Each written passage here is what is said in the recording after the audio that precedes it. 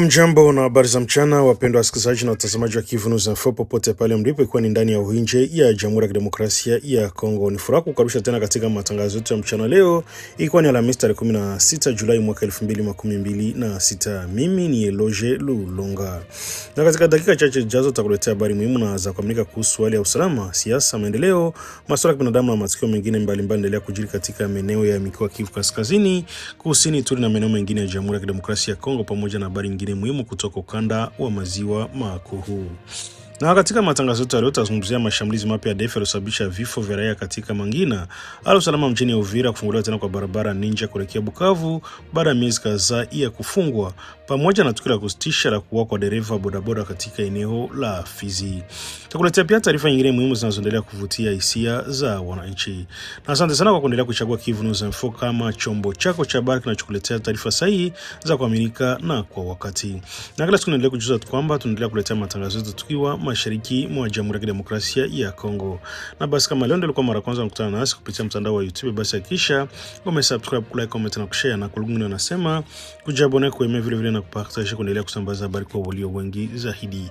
Na basi kama tayari utakomeshafanya hivyo, acha tuendelee kusema asante sana kwa kuchagua Kivu News Info kama kituo chako chema cha matangazo.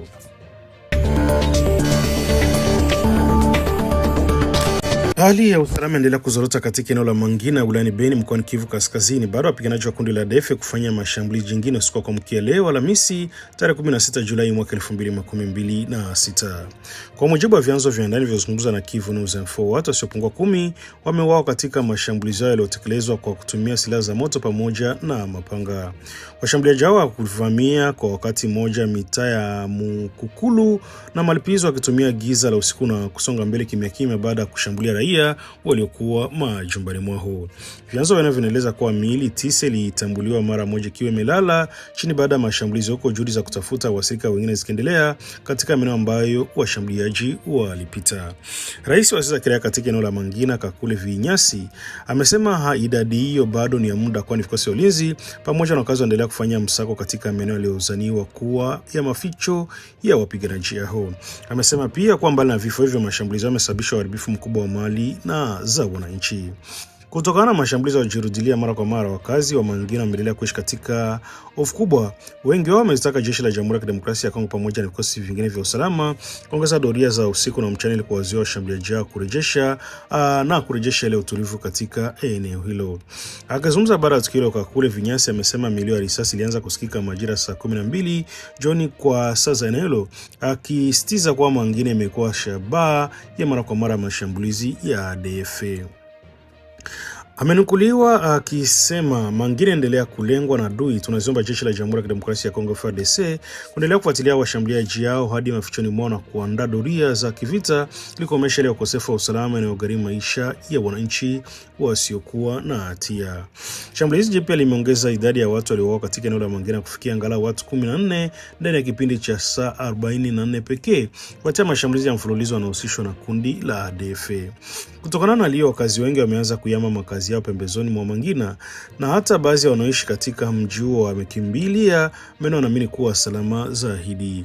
Viongozi wa jamii pamoja na wananchi waendelea kutoa wito kwa mamlaka za serikali kuimarisha ulinzi na kuchukua hatua za haraka ili kulinda maisha ya raia na kuzuia mashambulizi mengine kutokea. Hapa tuko Mangina home cut, kwenyewe drama ilipitikana jana na 19. Wale maadui walitokelea hapa. Hii kanisa Afrika iko hapa na hapa chini kuko cimetière. Les amis, kama hatujipiganie kwa hakuna mtu mwenye atatupigania kama 4 personnes basha kufa, basha choma manyumba, basha lunguza moto, na kuko bakidina pesa hii wenye bapatikana mambuzi zingine nazo zilienda. Ça fait quand même très mal. Hii malerte zilianza kotea Matembo. Wanatoka Matembo, wanaua Mbutaba, Sayo, Mapemba, wanakafika Manzoa makomite. Jana waliua yo watu. Na mamingi walikuwa hapa 4 personnes, 3 koro libaki hapa, moja ikenda zikiwa Beni. Tutaendelea kuwa na lia, tutakuwa naendelea kuwa na konde maiti paka siku gani? Tuko bakiana comme les amis. Na ninasema tujiprendre à charge. Je vous appelle tujiprendre à charge. Mufate kaka extrait ka video kabandugu wetu benye biko mupori balitumika pour que le 30 juin tuweze kurespirer hata. Na haiko suffisant, on a besoin déjà. Ewana, Mungu awabariki. Mungu awabariki, courage. Nyenjo espoir ya raia. Raia ilisema iko très fier na nyie parce que sona beni walikuwa shatu intimidé. Le 30. Lakini kama tuko tuna respirer, ni juu yenu. Vraiment Mungu awabariki na wazee wawakombanye. Walisema tuendelee kuwakumbusha kama iko na hamu ya offensive. Gizi Mungu mnafanya gizi Leopard ilikuwa inatufurahisha. Kumutafuta partout kwenye iko na katu kuna la nini. Wenyewe nimeona na niko na barestire. Gisi mnanisogelea pembeni na mimi ndakuwa nyuma yenu. Vipande vishika kwa pamoja mkazi moja. Salite bila hatuvitaki. Mon général Evariste Sombo, gouverneur, basha kupatia maoperation mzee. Est-ce que unaweza nisikia s'il vous plaît? Uachie mambo ya biro na ya maforum, makonferense vice gouverneur. Enda muponi, mzee uko guerrier, IADF unaiua, ulipigana nayo depuis plusieurs années. Ushaka kufa nini? Acha vya biro, acha vya maforum, enda mupori organize matrupe. Tuko na poteza wandugu wetu kila siku na hakuna asirasi. Hapa sasa hivi watu walikuwa wameanza kimbia tena mangira. Parce que hoga iko badi realite za hapa nikaisema mutasema oh demoralisation des troupes. Bataille obo baba no bo mama. Ninashingo ko muka berekera gouverneur mukaka na ya naye. Mumuwira mutre tunena besoin ya maoperation. Aendo mu maoperation e biro na makonferense arekereo omurere wiwe omu vice gouverneur. Iye Evariste Sombo ni mugerie ni akana tapika mshongume bata amabye ndo mu operation ebendu weekend ya avance alo mu biro alo mu makonference aende moli eri ronda yo mvanalu abo bata.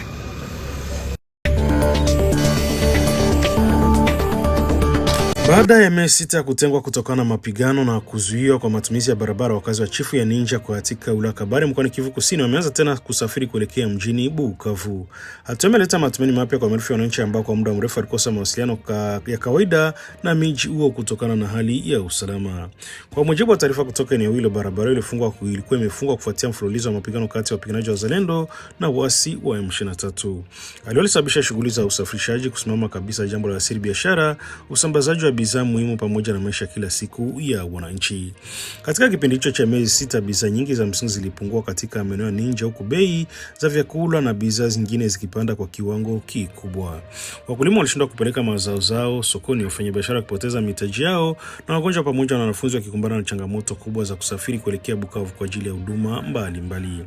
Kurejea kwa usafiri kwenye barabara hiyo kumepokelewa na furaha kubwa kwa wakazi wa Ninja.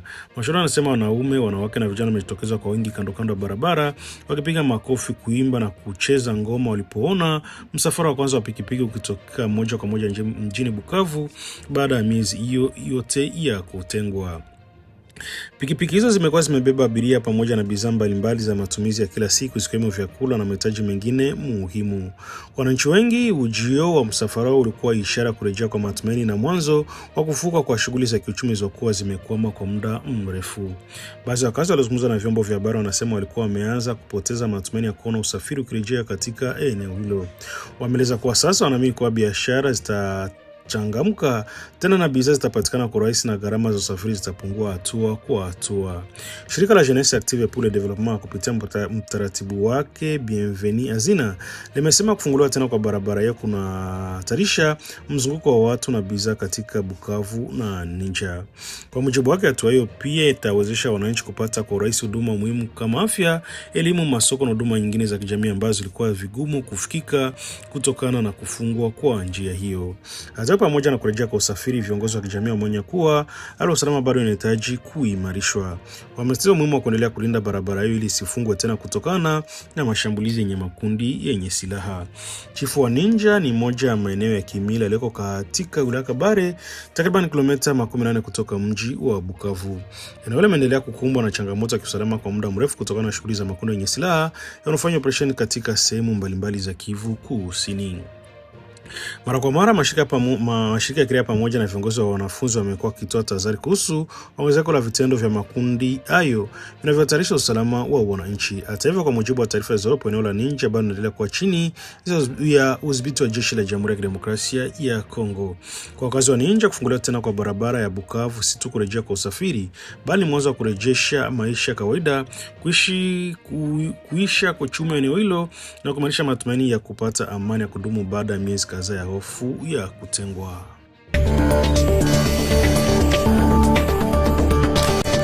Hali ya taharuki imetanda katika eneo la Fizi mkoani Kivu Kusini kufuatia mauaji ya dereva wa pikipiki alitokea siku ya jana Jumatano tarehe 15 Julai kwenye mteremko wa Ngomo ulioko kati ya kituo cha Fizi na kijiji cha Rukongo katika kundi la Batombwe sekta ya Mutambala.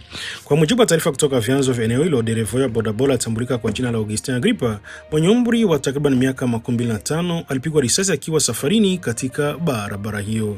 Kijana alifariki duniani papo hapo kutokana na majeraha aliyoyapata.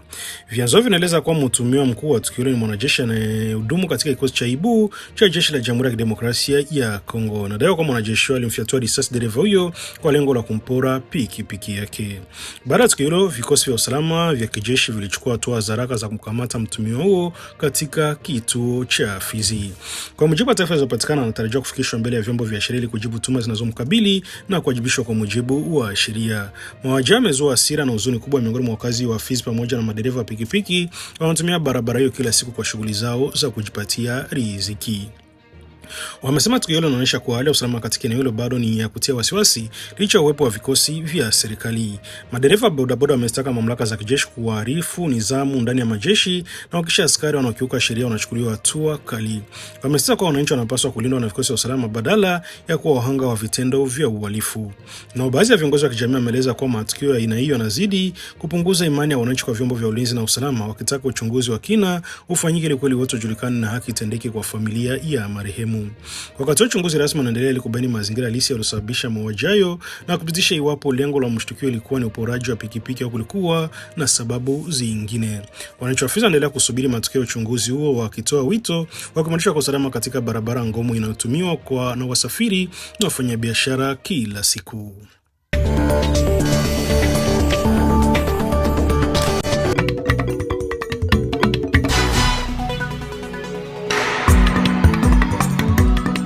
Jambo Crystal Fitri, mpenda msikilizaji, jambo na karibu kufuata matangazo yetu ya leo. Kwanza habari zenyewe kwa ufupi.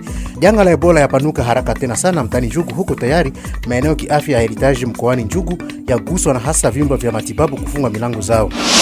Uwepo wa jeshi la taifa yapigwa marufuku kunako maeneo ya uchimbaji madini. Shirika lisilo la serikali Justicia yapongeza maamuzi haya. Na nini kuelewa kuhusu kikao maalum ya kutafakari masuala ya umeme na maji jimboni Kivu ya Kaskazini, kikao kilichoendeshwa mjini Butembo. Kaa nasi kwa maelezo zaidi. Mpenda msikilizaji, karibu.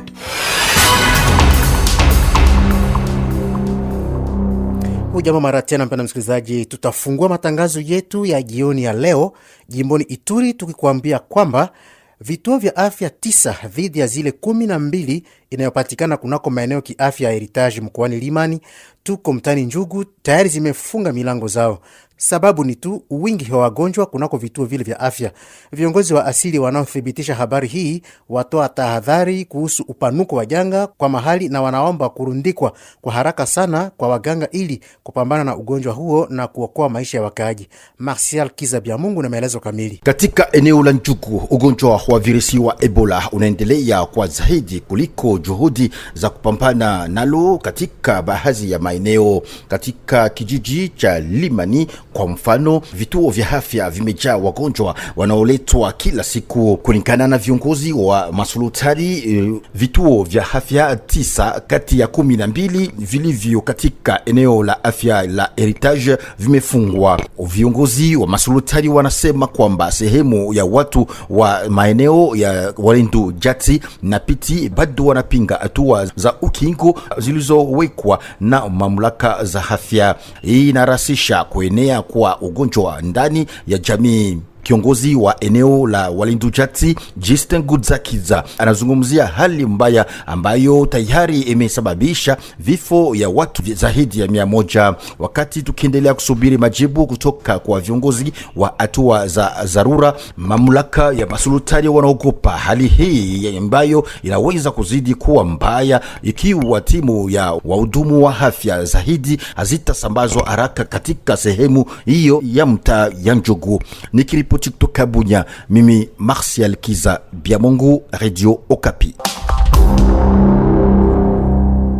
Niliyasema kwa uingilio. Shirika lisilo la serikali Justicia yapongeza maamuzi ya serikali ya kupiga marufuku uwepo wa yeyote avaaye sare la kijeshi kunako maeneo ya uchimbaji madini nchini.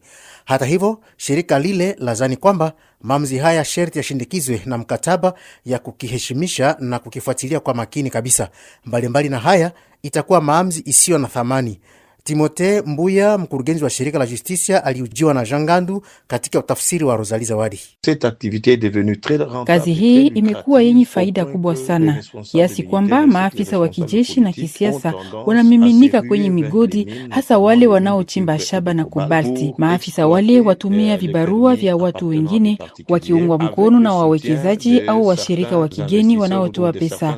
Hii inawezaje kusimamishwa? Shirika letu la Justicia linaamini kwamba nia njema haitoshi tena. Nia ya kweli ya kisiasa inahitajika, na nia ya kweli ya kisiasa huanza na mashtaka ya kila mtu anayehusika katika mitandao mikubwa kama ya mafia ambayo inachafua taswira ya nchi yetu. Inafaa kuzingatia kwamba hata wizara ya sheria kwa sasa haiwezi kuwashtaki watu fulani kwa sababu wananyazifa za juu, nazo nafasi nzuri sana katika muundo wa madaraka nchini. Kwa hiyo ni nia ya kisiasa pekee katika ngazi ya juu zaidi, yani ili ya presidenti wa jamhuri, ndiyo inaweza kusaidia kutatua swala hili mara moja na kwa wote. Jimboni Kivu ya Kaskazini, malumbano yaendelea katika vijiji vingi mtani Masisi, ingalao michakato mbalimbali za mapatano zipo, ila hali ya usalama yaendelea kuzorota. Duru ya mahali yatudokeza kwamba matwangano yaliripotiwa tangu Jumatatu, ikibainisha waasi wa AFC M23 wanaopewa mikono na nchi ya Rwanda, huko wakinyangulana na wapiganaji wa Zalendo wanaotolea jeshi la taifa mikono mkoani Kibabi, Nyamaboko na Bafuna. Tatizo hii yapozesha mara tena na zaidi sana hali ya uhutu kwa maeneo. Hii naposemeka hivi, jimboni Kivu ya Kaskazini tu, watu 4 waliuliwa, wengine 3 kujeruhiwa katika mashambulizi ya watu wasiojulikana bado tarafani Mangina, kwa umbali wa takribani kilomita 30 hivi pande wa magharibi wa mji wa Beni. Duru ya mahali yatudokeza kwamba waasi yawezekana kuwa wahuni wa ADF, ikiwa hakuna uhakika kabisa kuhusu kutambulika kwao. Shambulizi hii yazuka kisha zaidi ya miaka 1 ya utulivu katika tarafa hii. Hatimaye mwezi wa 7 umefika katikati sawa na muda huo, ila uwepo wa jeshi ya nchi ya Rwanda yaendelea kuripotiwa kunako maeneo yanayodhibitiwa na waasi wa AFC M23 pande wa mashariki mwa nchi DRC. Kutokufaulu kwa mchakato huo yazusha maswali mazito kinsiasa, ikiwa ni ombi iliyotolewa na katibu mkuu wa Jumuiya ya nchi ya Amerika Marco Rubio. Hapo maamuzi ya kuondoa waasi hawa haikuheshimiwa kabisa. Kulingana na hali hii, mwanabunge kitaifa Joseph Koi, mchaguliwa wa Kakato Kombe huko Sankuru, akiwa pia ndombe wa kikundi cha usalama na ukingo kunako baraza la bunge nchini, alika Jumuiya Umoja Amerika kuwa na mtazamo mkali kuhusu kutokuheshimu maamuzi haya na kukazia sana kuheshimika kwa mkataba wa amani uliosainishwa huko Washington. Serikali ya Jamhuri ya Kidemokrasia ya Kongo yahakikisha azimio lake la kuendea maboresho kiuchumi na kifedha iliyoanjilishwa na taasisi ya Bretton Woods mbele ya wanabunge ya kitaifa na mawakilisha mfuko wa fedha ulimwenguni. Waziri wa masuala ya fedha Dudu Famba Likude Libotai alikumbusha mara tena matakwa ya viongozi kukazia sana kudufisha miradi za kutoa hela sawa, pia njia ya kipekee ya uwekezaji, pia uundaji wa makazi. Alikisema hivi wakati wa kikao cha majadiliano na kupeana fikra iliyoandaliwa na ECOFIN ya baraza la bunge nchini. Na katika ukarasa kama na huo tu ya habari, hasa jimboni Kivu ya Kaskazini, kikao kikuu jimboni kuhusu kipi kupata pasipo tatizo maji safi na umeme ilikomeshwa hii Jumanne mjini Butembo. Kwa muda wa masiku mawili, viongozi, wafanyabiashara asili ya maji na umeme na hasa mashirika na wafadhili walitoa mapendekezo dufu ili kuboresha kazi hii, hususan ujenzi wa pahali pa kukusanya maji kunako mto Talia mtani Beni, lakini pia kuweka kwa pamoja umeme ya Virunga Energy na Energy du Nord Kivu NK zinazotoa umeme kwa maeneo ya Beni, Butembo na Lubero. Konsole Sikakulia, muhusika na masuala ya umeme pia hela jimboni Kivu Kaskazini, matamshi yake yalichukuliwa na Marcel Papi Mkiba. Kuongeza juhudi za kushawishi serikali kuu na washirika mbalimbali ili kupata fedha za kutekeleza mradi wa kuchukua maji kwenye mto Talia, kuhakikisha ubora wa maji kuanzia kwenye chanjo hadi kwa mtumiaji na kuimarisha kamati za usimamizi wa maji katika jamii ili miradi hiyo iweze kudumu. Pia kupendekeza bei ya maji ipangwe kulingana na uwezo halisi wa kifedha wa wananchi. Katika sekta ya umeme, kupendekeza mapitio ya mikataba ya makampuni yanayosambaza umeme kulingana na uwezo wao wa kuzalisha na kusambaza nishati hiyo. Serikali kuu pia inaombwa kuondoa baadhi ya kodi zinazozuia uwekezaji katika sekta ya nishati. Hatua nyingine ni kuhimiza kampuni za NK na Virunga Energy kuunganisha mitandao yao ya umeme ili kuboresha huduma kwa wananchi wa Beni, Butembo na Lubero. Kwa habari zingine, kwa muda wote wa likizo, bei ya miundo za nywele ziapanda mnara huko mjini Mbujimai pa Kasai Oriental. Ikiwa tu ripoti ya mitihani ya serikali yatolewa hivi majuzi, manyumba za urembo ziavamiwa tayari na wanafunzi mabinti ambao mashule zao ziliwakataza kuweka miundo za nywele kichwani. Taarifa iliyokusanyishwa na Esther Ndalafina katika usomi wa Rosalie Zawadi. Masokoni wafanyabiashara wanazungumzia kupanda kwa bei ambayo imekuwa kama desturi. Mfanyabiashara wa jumla Lizette Mitungu azungumzia hali halisi ya soko. Kadiri mahitaji yanavyoongezeka, bei hupanda sana.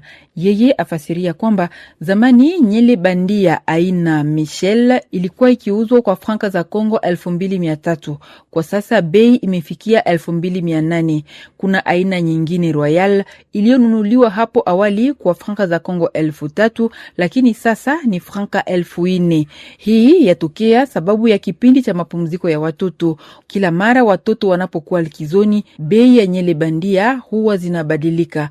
Kwa upande wao, wazazi wengi wanapendelea kuwafanyia binti zao mtindo mzuri wa nyele wakati wa likizo, ikiwa kama ni mfano wa uhuru wao baada ya miezi za shule. Hata hivyo, Janine Mbelu, mama wa watoto 5 wakiwemo wasichana 3, hashindwi kutimiza matakwa ya binti zake kutokana na uhaba wa aina fulani za nyele bandia zinazopendwa na vijana.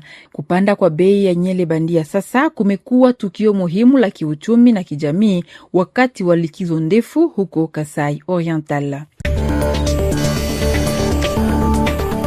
Asante sana mpendwa msikilizaji na mtazamaji wa Kivu News FM. Ni hapo ndipo tunahitimisha matangazo yetu ya mchana leo tarehe 16 Julai mwaka 2026, ambako vile vile tumeshirikiana na wenzetu wa Radio Okapi.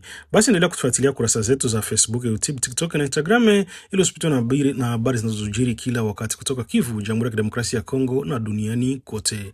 Nikiwa bado hujajiunga rasmi kwenye channel yetu ya YouTube, basi usisahau kujisajili, kuwasha alama kengele na kushirikisha wengine taarifa zetu. Basi kwa niaba ya timu mzima ya Kivu News FM, mimi ni Telo Jilonga, tunakutakia mchana mwema katika shughuli zako zote, na zaidi ya yote tuendelee kuomba amani, umoja na usalama katika mashariki mwa Jamhuri ya Kidemokrasia ya Kongo. Asante sana kwa kuendelea kuwa nasi, na tutaonana tena katika taarifa zetu zinazofuata.